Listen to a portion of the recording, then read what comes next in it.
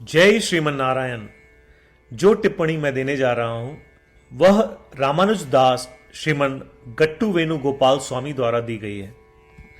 अध्याय 11 विश्व रूप संदर्शन योग श्लोक 9। एवमुक्त्वा ततो राजन् महायोगेश्वरो हरिः दर्शयामास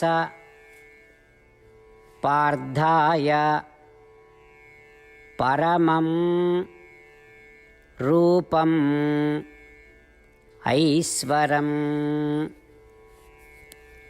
ओम। गीताचार्य श्री कृष्ण परमात्मा अर्जुन सहित हम सभी को विश्व रूप संदर्शन योग सिखा रहे हैं।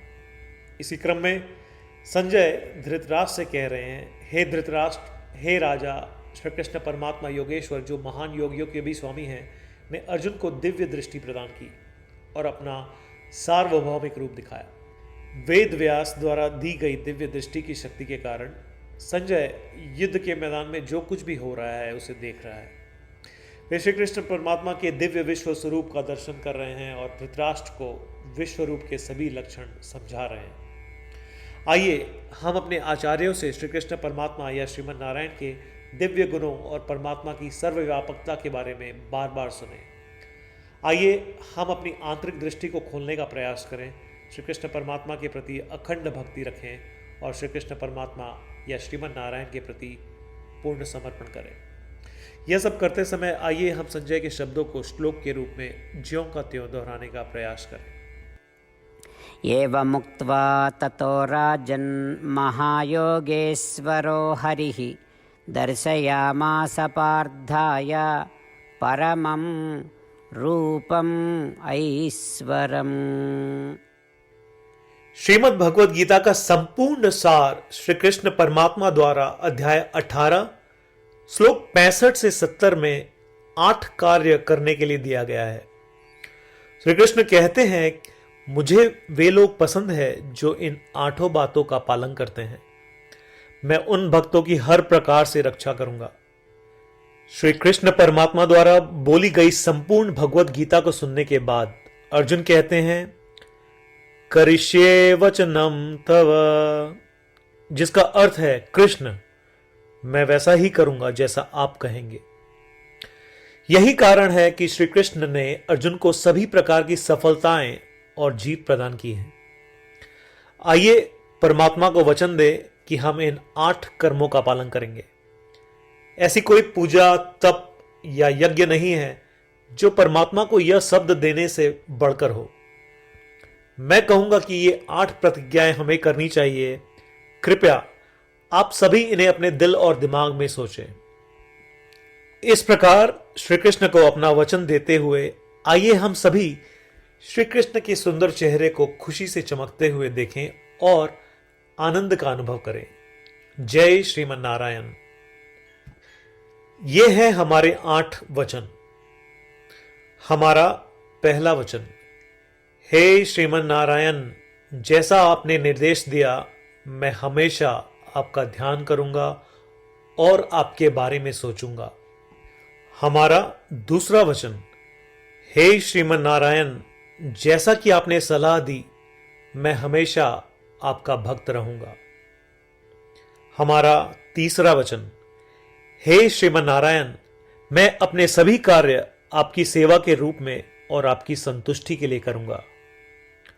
हमारा चौथा वचन, हे श्रीमन नारायण, जैसा कि आपने अनुसरण करने के लिए कहा था मुझे पूरा विश्वास है कि मैं आपका हूं और मैं हमेशा अपने हाथ जोड़ूंगा और आपको नमस्कार करूंगा।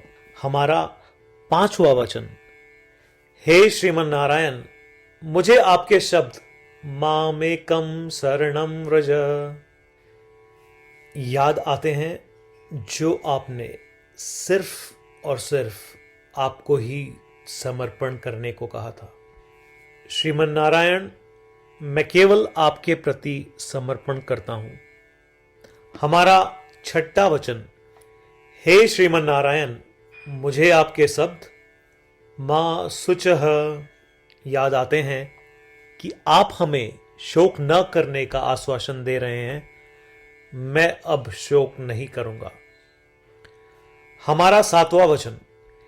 हे श्रीमन नारायण, आपने हमारे लिए श्रीमद् भगवत गीता देकर हम सभी पर कृपा की है और आशीर्वाद दिया है। मैं कम से कम एक श्लोक पढ़ने या सुनने का वादा करता हूं। हमारा 8वां वचन। हे श्रीमन नारायण, आपने सारी मानवता को गीता प्रदान की। मैं गीता में आपके दिव्य शब्दों को उन भक्तों तक फैलाने का प्रयास करूंगा जो गीता से अपरिचित हैं। हमने अभी अभी परमात्मा को 8 वचन दिए हैं। प्रतिदिन श्रीमन नारायण को यह वचन देना कि हम वैसा ही करेंगे जैसा वे कहेंगे, अपने आप में एक महान पूजा है। आइए हम उसे अपने अटल विश्वास के साथ अपना वचन दें।